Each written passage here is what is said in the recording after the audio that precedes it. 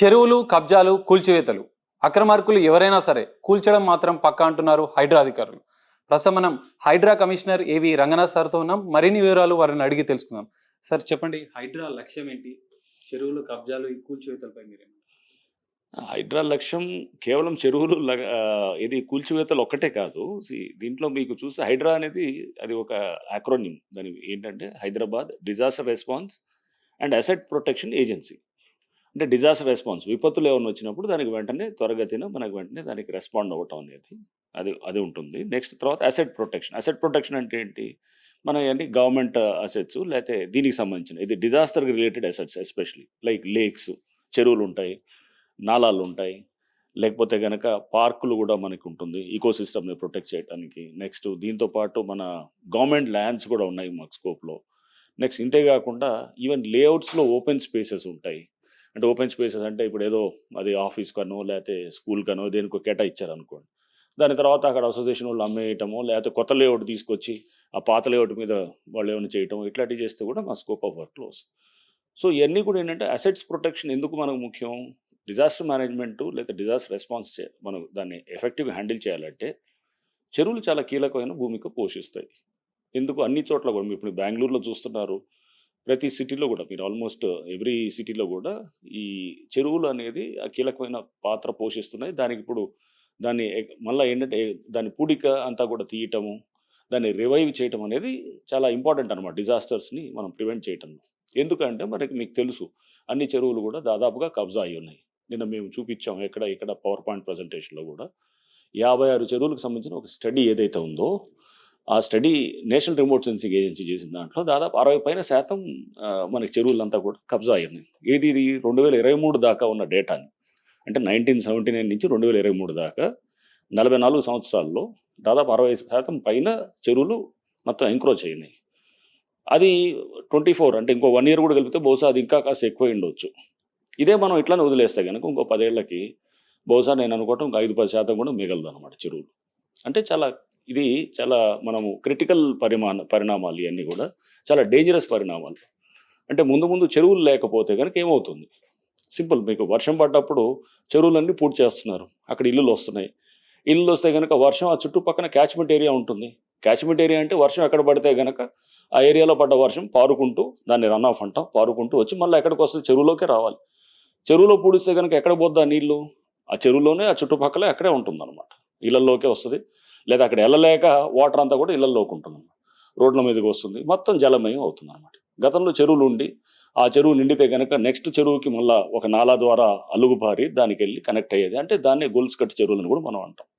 అంటే ఇవన్నీ ఇంటర్లింకింగ్ కూడా జరిగింది. అంటే అద్భుతమైన ఇంజనీరింగ్ దీంతో కూడా గతంలో ఇవన్నీ కూడా ఎప్పటి నుంచో హిస్టారికల్ కూడా ఇలా జరిగినాయి. ఇప్పుడు మనం ఏంటంటే స్వార్థంతో లేకపోతే డబ్బు అనేది, ల్యాండ్ అనే దానికి కాస్ట్లీ కాంపోనెంట్ అవ్వటంతో ప్రతి వాళ్ళు ఈ చెరువుల్లో దాంట్లో చాలామంది మనం చూసాం కబ్జాదారులు కానీ వీటిల్లో ఈజీ మనీ చేసుకోవడానికి వీలవుతుంది కాబట్టి సో దీన్ని చేయటం, సిస్టమ్ని హ్యాండిల్ చేసి సిస్టమ్ని అంతా కూడా మేనేజ్ చేసుకోవటం. అంటే అక్కడ ఉన్న అధికారులు కానీ పొలిటీషియన్స్ కానీ వీళ్ళందరూ కూడా దీంట్లో అక్కడ అంటే అందరినీ అనటానికి లేదు, కొంతమంది ఎవరైతే ఉన్నారో వాళ్ళు దీంట్లో ఈ కబ్జాల్లో ఉన్నవాళ్ళు వాళ్ళందరూ కూడా దీంట్లో భాగస్వాములయ్యి ఈ చెరువులు కూడా పెద్ద ఎత్తున కూడా ఆక్రమితం అయినాయి అనమాట. సో మనం డిజాస్టర్ని ఎఫెక్టివ్ హ్యాండిల్ చేయాలంటే కనుక ఈ చెరువులు, నాలాలు కూడా పూర్తి చేశారు, చాలా చోట్ల ఇంటర్ కనెక్టింగ్ లేదు. నెక్స్ట్ ఇంతే కాకుండా పార్కులు కూడా ఎక్కడికక్కడ మొత్తం దాన్ని కూడా ఆక్యుపై చేయటం. అండ్ నెక్స్ట్ దీంతోపాటు ఓపెన్ స్పేసెస్లో ఉన్నటువంటి ఏది మన లేఅవుట్స్ ఓపెన్ స్పేస్ కూడా అమ్మేసుకోవటాలు, ఇవన్నీ కూడా మనం చూస్తున్నాం. గవర్నమెంట్ ల్యాండ్స్ పెద్ద ఎత్తున కూడా ఆక్రమించుకోవటం. గవర్నమెంట్ ల్యాండ్ ఉంటుంది, ఆ పక్కన ఏదో చిన్న ఒక ప్లాట్ తీసుకుంటాడు లేదా ఒక చిన్న పట్టా తీసుకొని దానిలోకి వెళ్ళి జరుగుతుంటారు అన్నమాట. ఇవన్నీ అంటే రకరకాల టెక్నిక్లు ల్యాండ్ కబ్జాలు వాళ్ళు చేసేవాళ్ళు. లేదా కొన్ని సందర్భాల్లో పేదవాళ్ళని ముందు తీసుకొచ్చి పెట్టి ఒక బస్తీ ఏదో క్రియేట్ చేసినట్టు చేసి వాళ్ళని ముందు పెట్టి తర్వాత దాని వెనకాల తర్వాత వాళ్ళ కబ్జా ప్లాన్స్ ఉండి మనం చూసాం. చాలా చోట్ల కూడా ఆ బస్తీల తర్వాత ఖాళీ చేయించి వాళ్ళతో మాట్లాడుకొని వాళ్ళు వేరే దగ్గర పంపిస్తారు, డబ్బులు ఇచ్చి పంపించిన తర్వాత ఈ బస్తీని మళ్ళీ వేరే విధంగా డెవలప్ చేసుకో. ఇవన్నీ కూడా గతంలో చాలా జరిగినటువంటి సందర్భాలు. సార్, మీరు డేటా సేకరించారు, దానిపైన యాక్షన్ ప్లాన్ ఏ విధంగా ఉండబోతుంది? సో ఇదేనండి. ఫస్ట్ ఏంటంటే ఫర్దర్గా చెరువుల ఆక్రమణ అనేది జరగకూడదు. అంటే ఇక్కడతో ఆగిపోవాలి. ఎందుకంటే ఫర్దర్గా చెరువుల ఆక్రమణ జరిగితే కనుక మనకి ముందు మన భవిష్యత్తు మన పిల్లల భవిష్యత్తు, మనందరి భవిష్యత్తు కూడా ప్రశ్నార్థకంగా ఉంటుంది. వెరీ డేంజరస్ ఇది ఉంటుంది ఫ్యూచర్ అనమాట. సో అందుకోసం మనం ఎందుకంటే వాటర్ టేబుల్ మీకు డిప్లీట్ అయిపోతుంది, నీళ్ళు ఉండవు, గ్రౌండ్ వాటర్ ఉండదు. సో మీకు ఎంతసేపు మనం ఏదో బయట వాటర్ తోటి మంజిరానో లేకపోతే మన ఉస్మాన్ సాగర్ అనో లేకపోతే ఇంకెక్కడన్నా గోదావరి వాటర్ అనో ఇవన్నీ కాదు కదా, మన వాటర్ టేబుల్ కూడా ఉండాలి కదా. చెరువులు లేకపోతే మీకు ఇంకా ఎక్కడి నుంచి ఉంటుంది, ఇంకటానికే ఉండదు అసలు.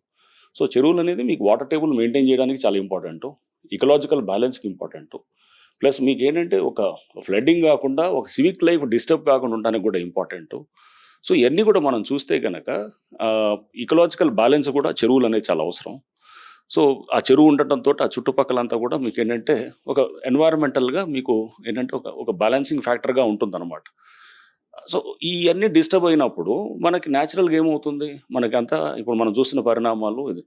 అందులో మోర్సో ఇప్పుడు గ్రీన్ హౌస్ ఎఫెక్ట్, దీంతో గ్లోబల్ వార్మింగ్ తోటి మనకు రెయిన్ఫాల్ చాలా ఇంటెన్సివ్గా కొన్ని గంటల్లోనే చాలా ఉధృతంగా పడుతుంది, దాదాపు 10 సెంటీమీటర్స్ 20 సెంటీమీటర్స్ ఇంటెన్సివ్ ప్రెసిపిటేషన్ ఉన్నప్పుడు మనం అసలు చెరువులు లేకపోతే ఇంకా వర్స్ సినారియో ఉంటుంది. రోడ్లంతా అస్తవ్యస్తం అయిపోతుంది. మన ప్రభుత్వాలను తిడుతుంటాం, ట్రాఫిక్ జామ్లు అవుతుంటే కనుక అంత ప్రభుత్వాలను నిందిస్తుంటాం. బట్ కారణం ఏంటంటే చెరువులు లేవు అక్కడ. ఆ చెరువుల్లో మంచి డ్రైనేజ్ సిస్టమ్ లాగా, అంటే చెరువులు ఒకవేళ నిండితే కనుక అలుగుపారి దాని నుంచి మళ్ళీ నెక్స్ట్ చెరువుకి వెళ్తుంది, గొలుసు కొట్టి చెరువులు. ఆ చెరువు నిండితే కనుక అది అలుగుపారి నెక్స్ట్ చెరువుకి పోతుంది. ఈ సిస్టమ్ అంతా పోయింది ఇప్పుడు. అసలు ముందు చెరువులోకి నీళ్ళే రావు, ఎందుకంటే పూర్తిగా ఆక్రమిత ఇది. ఆ నాలాలో వెళ్ళేదానికి దాన్ని కూడా పూర్తి చేశారు, అంటే నాలాలో వెళ్ళే పరిస్థితే లేదు, మరుసటి చెరువు పోయే పరిస్థితి అసలు లేనే లేదు.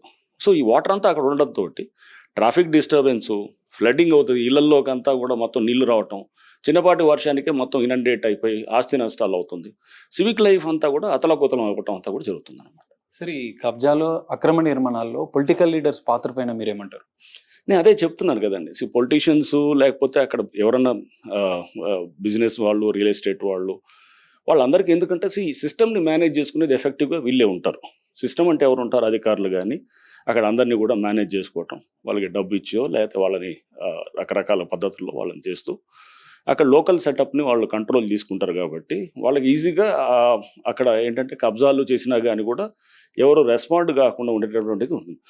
ఈ నేపథ్యంలోనే సీఎం గారు రేవంత్ రెడ్డి గారు అండ్ అట్లానే ప్రభుత్వం అంతా కూడా ఆలోచన చేసి ఇది అయింది సిటీకి ఇన్నాళ్ళు జరిగింది, ఇక మీద మనం ఇంకా ముందు ఫర్దర్గా చెక్ పెట్టాలి ఖచ్చితంగా ఎంక్రోచ్మెంట్స్ మీద, వీళ్ళని డిజాస్టర్కి అనే దాన్ని మనం ఆపాలి, విపత్తులు జరగకుండా ఆపాలి. అండ్ ఆల్రెడీ అయిన దాన్ని డ్యామేజ్ అయిన దాన్ని కూడా మనం మెల్లిగా రిట్రీవ్ చేయడానికి కూడా ప్రయత్నాలు చేయాలి. సో అది ఫస్ట్ ఇప్పుడు ముందు ఫర్దర్ ప్రివెన్షన్ జరగకుండా, ఫర్దర్ ఎంక్రోచ్మెంట్స్ జరగకుండా ఫేజ్ 1 ఫస్ట్ స్టెప్ అది. ఆల్రెడీ జరిగిన డ్యామేజ్ని మనం మెల్లిగా అండూ చేయాలన్నమాట. అంటే జరిగిన ఎంక్రోచ్మెంట్స్ని కానీ ఇవన్నీ కూడా మెల్లిగా తీయటం, ఏది బఫర్లోనో ఫుల్ ట్యాంక్ లెవెల్లోనో లేదా నాలాస్ మీద ఎన్నో బిల్డింగ్స్ కట్టారు, నాలాలు పూడ్చారు. ఇందాక వెళ్ళొస్తున్నాను ఇక్కడ నేను ఉప్పల్ దగ్గర, నాలా పూడ్చేసేసి అసలు నాలా పూడిస్తే వాటర్ ఎట్టిపోతుంది. సో వాటర్ అది నాలాలు పూడ్చేసి దాని మీద షాపులు ఇల్లులు కట్టేశారు, అప్పుడు వాటర్ ఎట్టిపోవాలి. సో ఇట్లా అన్ని చోట్ల అలా ఉందన్నమాట. ప్రతి చోట కూడా వాటర్ వెళ్ళడానికి దారే లేదు, దారి లేనప్పుడు ఇంకెక్కడ ఉంటుంది వాటర్, మన ఇళ్ళల్లోకి వస్తుంది అనమాట. మన ఇల్లే చెరువుల్లోకి వెళ్ళినప్పుడు ఆటోమేటిక్గా ఇళ్ళల్లోకి నీళ్ళు వస్తాయి, వచ్చి అంతా అతలకుతలం అయ్యే పరిస్థితి అవుతుందన్నమాట.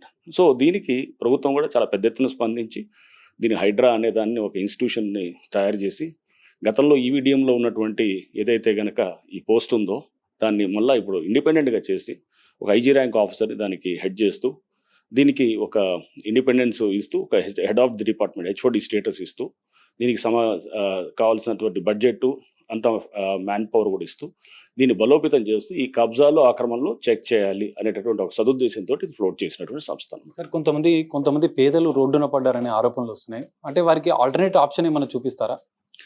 ఇదే నేను అనేది, కొంతమంది అది మూసీ నది ఇప్పుడు జరుగుతుంది, సో దాంట్లో ఆల్రెడీ వాళ్ళు ఎప్పటి నుంచో ఉన్న వాళ్ళు ఉంటారు.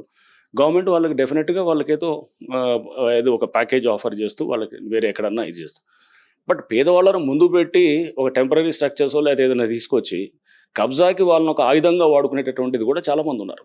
సో అట్లాంటిది ఈ మధ్య చాలా చోట్ల కూడా చూసాము. సో అటువంటి దాన్ని మనం నియంత్రించాలి. అది పేదలు అనేది ముందుకు చూపిస్తున్నటువంటి ఒక ఫసాడ్, అది ముందు కనపడేటటువంటిది, వెనకాల జరిగే నాటకం కబ్జా అన్నమాట, దాన్ని మనం తీయాలన్నమాట. సో ఇవన్నీ చేయడానికే ఒక పోలీస్ స్టేషన్ కూడా ముఖ్యమంత్రి గారు మాకు శాంక్షన్ చేస్తామని అన్నారు. సో త్వరలో అది కూడా కార్యరూపం అవుతుందని చెప్పి ఆశిస్తున్నాం. సార్, దానం నాగేందర్ ఇష్యూని మీరు ఎట్లా చూస్తారు సార్? నేను నిన్నే చెప్పానండి, దాని మీద నేను పెద్ద రియాక్ట్ అవ్వాల్సింది లేదు, చెప్పాల్సిందంతా కూడా చెప్పాను. అది పార్క్ అనేది అది ఏదైతే సొసైటీ ఉందో నందగిరి హిల్స్ సొసైటీ వాళ్ళు కంప్లైంట్ ఇచ్చిన దాని మీద మేము వెళ్ళి చెక్ చేసాం. అది పార్క్ ల్యాండ్ అది. సో, ఆ పార్క్ ల్యాండ్‌ని సెక్యూర్ చేసుకోవడానికి డెఫినిట్‌గా వేరే ఇతర మిథిలా సొసైటీ అని ఇట్లా రకరకాల సొసైటీలు కూడా మేము అక్కడ లోకల్స్‌ని ఇన్వాల్వ్ చేసాం. ఎందుకంటే దానికి ఏం చేస్తాం, టెండర్లు పోయి లేకపోతే సిస్టమ్ అంతా చేసే లోపల అయిపోద్ది. ఉన్న పుణ్యకాలం దాటిపోయి దానికి ఆక్రమించేస్తారు. సో, ఎంక్రోచ్‌మెంట్స్ తీసిన తర్వాత ఇమ్మీడియేట్‌గా ఫెన్సింగ్ వేయడానికి ఆ సొసైటీ వల్లనే వాడతాం అన్నమాట. ప్రతి చెరువులో కూడా లోకల్ పబ్లిక్‌ని వాడాలి. పబ్లిక్‌ని ప్రమేయం లేకుండా, పార్టిసిపేషన్ లేకుండా మనం ఆ ఏరియాలో మనం కాపాడలేం. ఆ పార్కుని కాపాడడానికి కూడా లోకల్ పబ్లిక్‌ని వాడి వాళ్ళతోటే ఫెన్సింగ్ ఏపిచ్చాం. ఎంక్రోచ్ కాకుండా వాళ్ళని వాడతాం గానీ, ఎంక్రోచ్ చేస్తానికి లేకపోతే వాళ్ళ ఆ ల్యాండ్ కొట్టేయడానికి వాళ్ళు ఎవరన్నా ట్రై చేస్తున్నారనుకోండి, ఊరుకుంటాం మేము అది. అది వాళ్ళని ఆ ఫెన్సింగ్ చేసిన దాన్ని మీద వారు రియాక్ట్ అయ్యారు. సో, దాని మీద నేను పెద్దగా రియాక్ట్ అవ్వాల్సిన అవసరం లేదనుకోండి. ఎందుకంటే అది దారి లేదని అన్నారు. వేరే వైపు నుంచి దారి ఉన్నది. మేము పార్క్ ల్యాండ్‌ని సెక్యూర్ చేసుకోవాలి. ఎందుకంటే సెక్యూర్ చేసుకోలేదనుకోండి, ముందు కబ్జా అయిపోయి ఎంత వాల్యుబుల్ ల్యాండ్ అండ్ మోరోవర్ ఒక కమ్యూనిటీకి అది పార్క్ ల్యాండ్ అంటే అది ఎవరో సొసైటీది కాదు, లేకపోతే అది ఎవరో బస్తీ వాళ్ళది కాదు. ఇది గవర్నమెంట్‌ది, పబ్లిక్‌ది అదనమాట. దాన్ని సెక్యూర్ చేయాల్సిన బాధ్యత కూడా మాదే ఉంటుంది. అంటే అధికారులు కేసు పెట్టారని చెప్పి కొంత ఆగ్రహం వ్యక్తం చేశారు. దానిపైన ఏమంటారు సార్? దాని మీద నేను రియాక్ట్ అవ్వడం కరెక్ట్ కాదేమో. సో, అది ఆల్రెడీ నేను చెప్పాను నేను. Okay sir. ఫైనల్‌గా అక్రమార్కులకు ఏమి హెచ్చరిస్తారు సార్? ఒకటండి, ఎవరైతే గనక ఎంక్రోచ్‌మెంట్స్ చేస్తారో, లేతే ఇది ప్రభుత్వ స్థలాలు గానివ్వండి, లేకపోతే ఇట్లా చెరువులు గానివ్వండి, లేకపోతే పార్కులు గానివ్వండి, డెఫినెట్‌గా ఎవరన్నా కట్టడాలు కడితే మటుకు చూస్తూ ఊరుకునేది ఉండదు హైడ్రా. డెఫినెట్‌గా వాటిల్ని కూల్చివేస్తుంది. నిర్దాక్షిణ్యంగా కూల్చివేయటం కూడా జరుగుతుందనమాట.